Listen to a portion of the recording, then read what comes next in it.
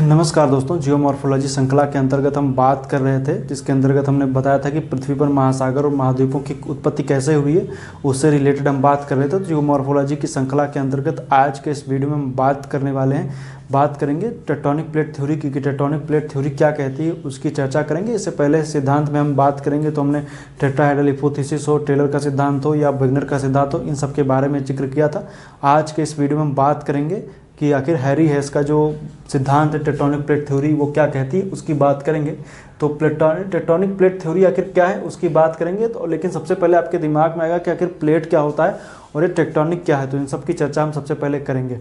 तो प्लेट और टेक्टोनिक क्या है, सबसे पहले उसकी बात करते हैं। सबसे पहले हम आपको बता दें कि जब हम ग्लोब पर हम आपको बताते हैं, ग्लोब पर हम आपको बता दें कि हमारी जो भूपरपटी है वो उसको क्या बोला जाता है, क्रस्ट बोला जाता है। क्रस्ट के नीचे हम देखेंगे तो मेंटल है, मेंटल के बाद कोर है, अर्थात हमारी भूपरपटी को हम लोग क्या बोलते हैं, प्लेट बोलते हैं।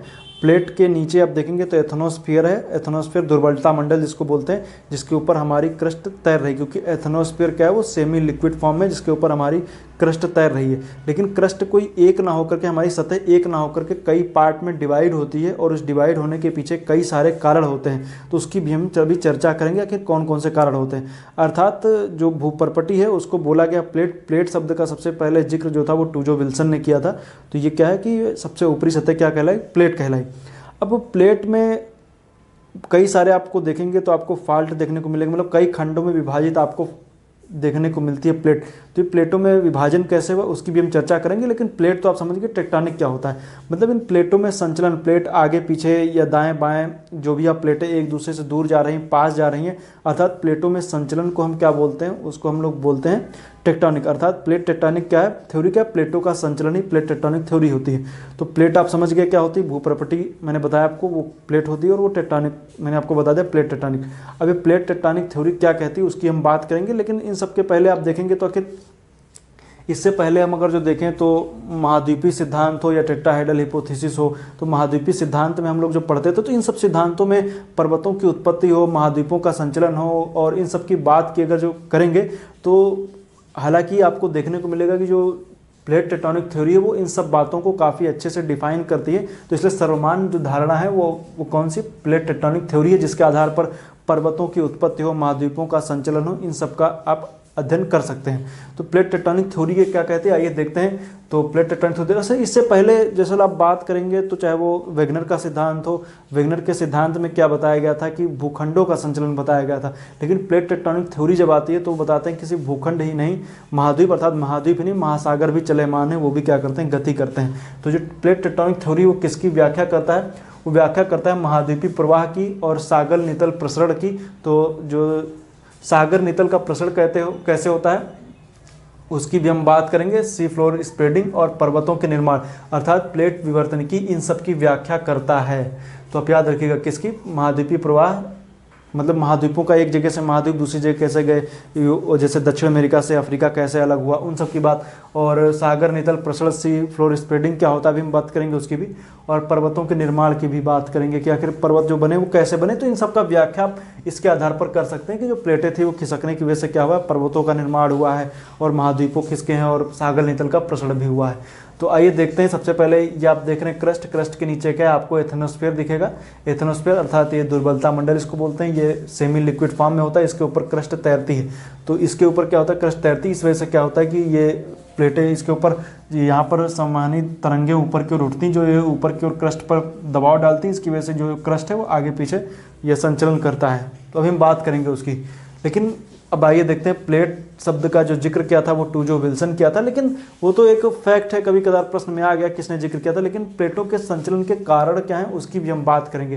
जैसे प्लेटों के संचलन के कारण क्या हैं कि आप देखें, सबसे पहले जैसे मैंने बताया आपको ये पृथ्वी है, पृथ्वी मैंने बताया कि जो ऊपर का क्रस्ट के नीचे मेंटल है, जो सेमी लिक्विड फॉर्म है, उसके ऊपर क्रस्ट तैर रही है।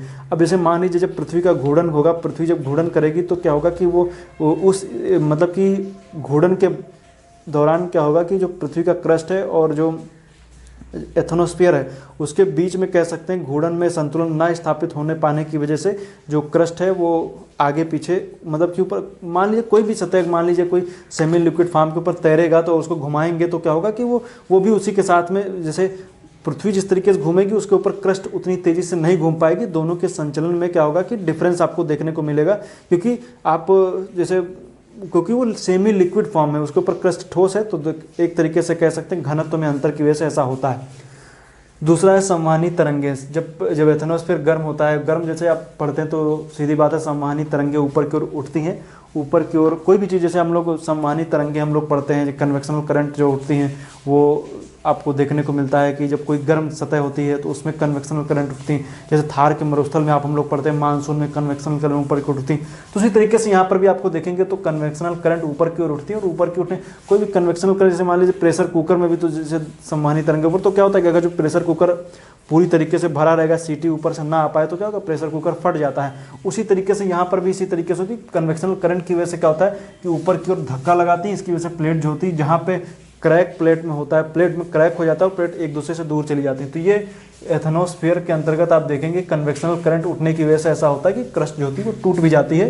तो यहाँ पर आपको देखने को मिलेगा कि यहाँ पर आपको प्लेटों में संचलन आपको देखने को मिलता है। तो संचलन कारण सामान्य तरंगें घनत्व, तो मैंने अंतर बताया कि पृथ्वी पर जो मेंटल का ऊपरी हिस्सा और क्रस्ट में जब आप देखेंगे तो उनके घनत्व में अंतर है। तो घनत्व में अंतर की वजह से भी ऐसा होता है कि प्लेटों में संचलन देखने को मिलता है। और अभी हम आगे चल करके बात करेंगे, जब विनाशात्मक प्लेट किनारों में भी प्लेटों में जब देखेंगे तो उसमें भी आपको घनत्व में अंतर दिखेगा। तो घनत्व में अंतर की वजह से एक प्लेट जो होती है वो जो भारी प्लेट होती है वो नीचे चली जाती है, हल्की प्लेट ऊपर रहती है, उसमें भी आपको घनत्व का अंतर देखने को मिलेगा। भू असंतुलन की स्थिति बनती है, तो आप कहेंगे कि भू असंतुलन की स्थिति यहाँ पर कैसे बन रही है। तो ये एक तरीके से कह सकते हैं भू असंतुलन की स्थिति ये बनती है, जैसे मान लीजिए कोई भूखंड, जैसे एक प्लेट ये हो गई, एक प्लेट ये हो गई। अब अगर जो दो प्लेटें एक दूसरे से दूर जा रही हैं तो दूर जाने की वजह से क्या होगा, इस बीच में गैपिंग आएगी। गैपिंग आने की वजह से क्या होगा कि यहाँ पर असंतुलन की, जैसे दूर जाएगी तो असंतुलन की स्थिति बनेगी। उसको संतुलन में लाने के लिए लावा ऊपर से ऊपर की ओर आएगा यहाँ पर, या और भी कोई कंडीशन ऐसी बन जाए कि यहाँ पर भू असंतुलन का मतलब यहाँ पर क्या है कि ये लावा, मतलब कि जो मैग्मा और जो प्लेट के बीच में असंतुलन की स्थिति जब बनेगी तब भी ऐसी कंडीशन आपको देखने को मिलती है कि यहाँ पर आपको जो प्लेटों का संचलन आपको देखने को मिलेगा। और भी कई सारे कारण हो सकते हैं। मान लीजिए आप कोई बहुत बड़ा विस्फोट हो जाए, मान लीजिए आप भू असंतुलन की स्थिति में आप देखें तो मान लीजिए न्यूक्लियर जो टेस्ट किए जाते हैं उसमें अगर जो न्यूक्लियर टेस्ट वगैरह में भी क्या होता है, असंतुलन की स्थिति बन जाती है। तो वो भी सब घटनाएं हैं, ये कह सकते हैं कि इनडायरेक्ट में आते हैं। घनत्व भू असंतुलन एक तरीके से इनडायरेक्ट में आपको मिलेगा जो प्लेटों के संचलन में वो होता है। तो भू संतुलन जब नहीं रह पाता तब भी प्लेटों का संचलन होता है, तो ये भी आप याद रखिएगा। और वैसे भी प्लेटें चलती यही है कि असंतुलन की स्थिति में, जैसे भी मैंने बताया यहाँ पर लावा जो मैग्मा है उसमें असंतुलन की स्थिति बनेगी। ये भी हम आपको जब विनाशात्मक प्लेट किनारा बताएंगे तो उसमें भी आपको बताएंगे कि आखिर कैसे असंतुलन की स्थिति बनती है। लावा जो एक जगह से दूसरी जगह पे जाता है और वो एक जगह से, मतलब मान लीजिए आपको थोड़ा सा मैं बता ही देता हूँ, आप थोड़ा सा देख लीजिए, आपको मन में भी कोई क्वेश्चन ना रहे तो आइए देखते हैं, उसको मैं बता देता हूँ हल्का सा। जैसे मान लीजिए जैसे एक ये प्लेट है, एक ये प्लेट है और एक ये प्लेट है। ये मान लीजिए क्या ओशनिक प्लेट है, ये कैसा है कॉन्टिनेंटल प्लेट है। तो ओशनिक प्लेट जहाँ भी जाने ओशनिक प्लेट क्या होती है वो भारी होती है और कॉन्टिनेंटल प्लेट के नीचे चली आती है, मतलब ये नीचे चली आएगी। और जब नीचे आएगी तो यहाँ पर आप देखेंगे तो ये जो प्लेट जितना नीचे जाएगी तो एथनोस्फीयर में लावा इस प्लेट को उतना गला देगा। गलाने के बाद में यहाँ पर लावा की मात्रा बढ़ेगी, असंतुलन की स्थिति बनेगी। और चूंकि ये लावा यहाँ पर, क्योंकि प्लेट इधर खिसकी है, असंतुलन की स्थिति बनी, तो इसके पीछे दो कारण हो सकते हैं। लावा अगर ज़्यादा मात्रा में होगा तो यहाँ पर एक ज्वालामुखी का रूप ले लेगा, पर्वत तो यहाँ बनेगा ही, ज्वालामुखी का रूप ले लेगा। अगर जो लावा ऊपर का वेट ज़्यादा है, असंतुलन की स्थिति यहाँ पर नहीं बन रही है, मतलब यहाँ पर क्या हो रहा है कि वेट ज़्यादा होने की वजह से लावा इस तरफ जाएगा और प्लेट के दूसरे किनारे से यहाँ पर सी फ्लोर स्प्रेडिंग की तरह निकलने लगेगा। ये हम आगे आपको जब वीडियो आएगी तो उसमें हम आपको बताएंगे। तो ये हो गई बातें मैंने आपको बताई, लेकिन और भी हम ये देखते हैं प्लेटों के प्रकार कितने प्रकार की प्लेटें होती हैं, उनकी हम बात करेंगे। तो मुख्य रूप से प्लेटें दो प्रकार की होती है, लेकिन इसको तीन पार्ट में भी कर सकते हैं। एक होती है महासागरीय प्लेट, दूसरी होती है महाद्वीपीय प्लेट, तीसरी महासागरीय महाद्वीपीय का मिक्सचर कह सकते हैं वो होती है। लेकिन आइए देखते हैं महासागरीय प्लेट जो होती है वो भारी होती है। भारी होने के पीछे कारण क्या है कि उसकी चट्टानों को हम जब देखेंगे तो महासागर की जो चट्टानें होती हैं वो मुख्य रूप से जो बनी होती है वो बेसाल्ट की होती है। बेसाल्ट भारी होता है, घनत्व उसका ज़्यादा होता है, इसलिए जो महासागरीय प्लेटें होती हैं वो भारी होती हैं। और जो महाद्वीपीय प्लेटें होती हैं वो हल्की होती हैं, क्योंकि वो सिलिका की बनी होती है, उनमें सिलिका की मात्रा ज़्यादा होती है, बालू का, तो ये सब सिलिका की मात्रा ज़्यादा होने की वजह से क्या होती है, वो हल्की होती हैं। लेकिन अब इनके बीच में जो, अब चूँकि महासागरीय प्लेट भारी, अब इसके पीछे कारण और भी कई सारे कारण हो सकते हैं। मुख्य रूप से आपको यही जानना है कि बेसाल्ट और सिलिका की वजह से ऐसा होता है। लेकिन इसका जो औसत घनत्व होता है महासागरीय प्लेट का 3 ग्राम प्रति सेंटीमीटर क्यूब होता है, और औसत घनत्व इसका 2.7 ग्राम सेंटीमीटर क्यूब होता है। तो इनको याद रखिएगा। तो जो ये इसको आपको देखने को मिल रहा है कि इसका घनत्व ज़्यादा है और इसका घनत्व जो है वो कम है।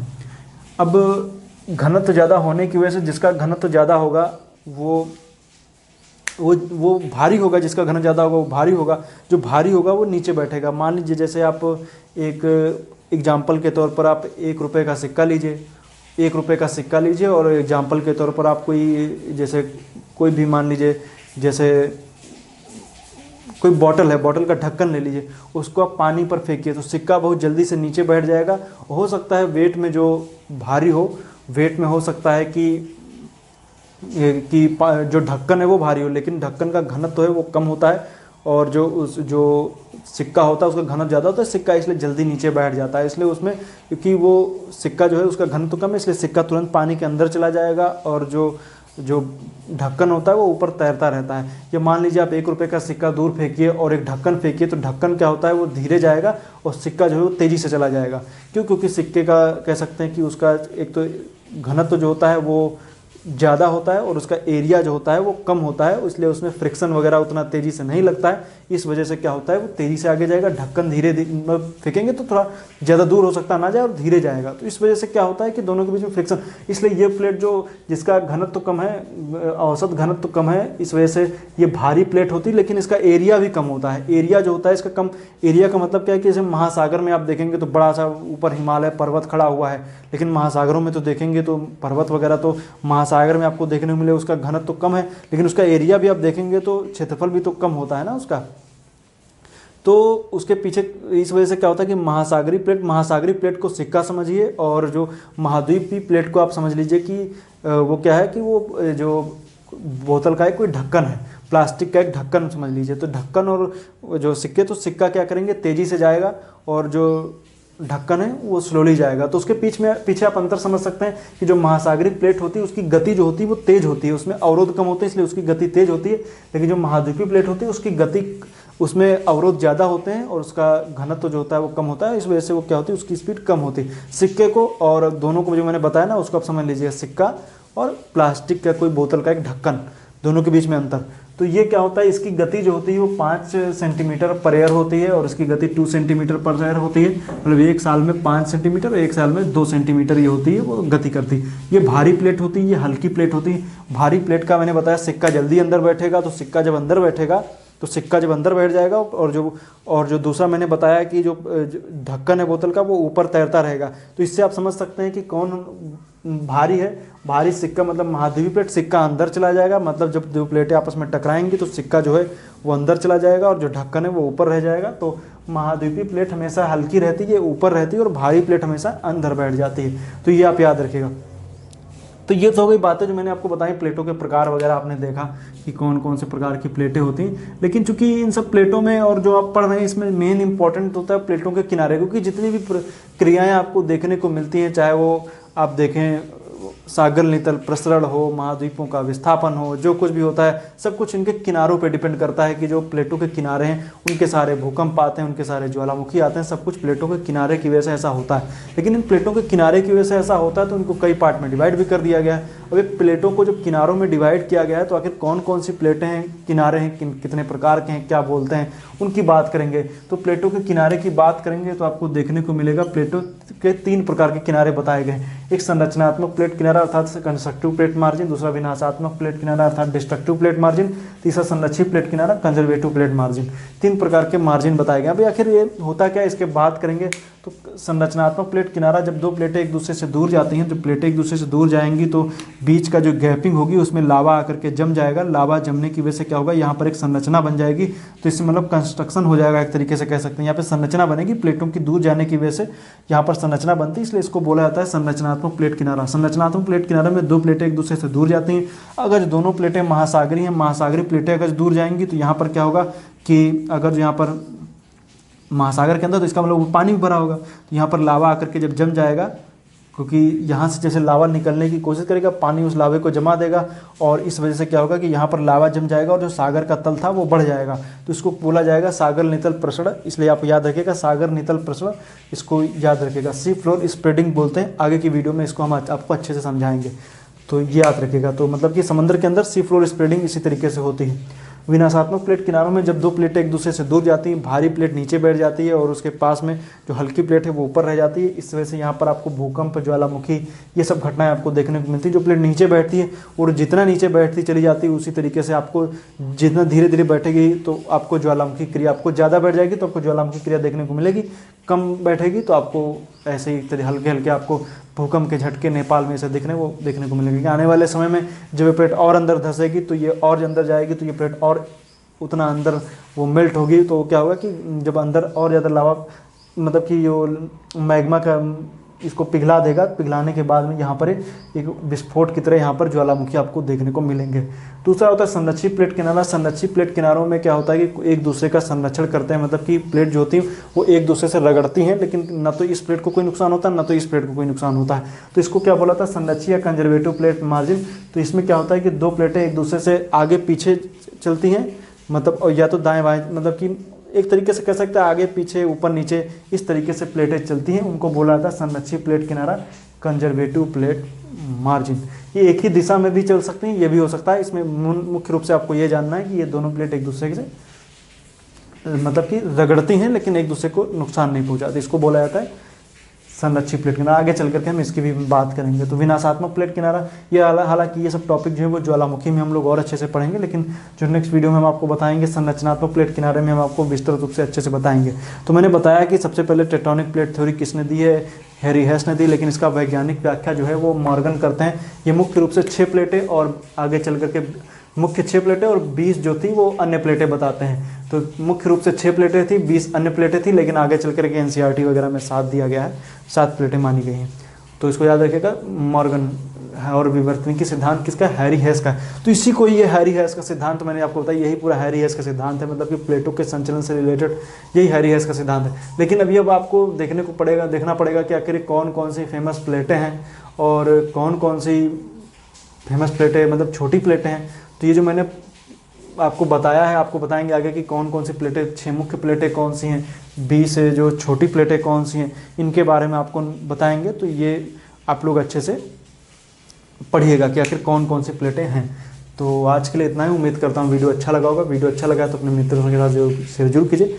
आज के लिए इतना ही, ये श्रृंखला इसी तरीके से चलती रहेगी और आने वाले समय में जिस तरीके से जैसे ये टॉपिक ख़त्म होगा फिर हम बात करेंगे संतुलन सिद्धांत की, एरियोप्लाट की संकल्पना की बात करेंगे, और उसके बाद में फिर हम आएंगे अंतर्जात और बहिर्जात बलों के ऊपर। हम देखेंगे कि कौन कौन से बल कार्य करते हैं, क्या कैसे, उसकी हम बात करेंगे। तो आज के लिए इतना ही, उम्मीद करता हूँ वीडियो अच्छा लगा है। वीडियो देखने के लिए आपका बहुत बहुत धन्यवाद।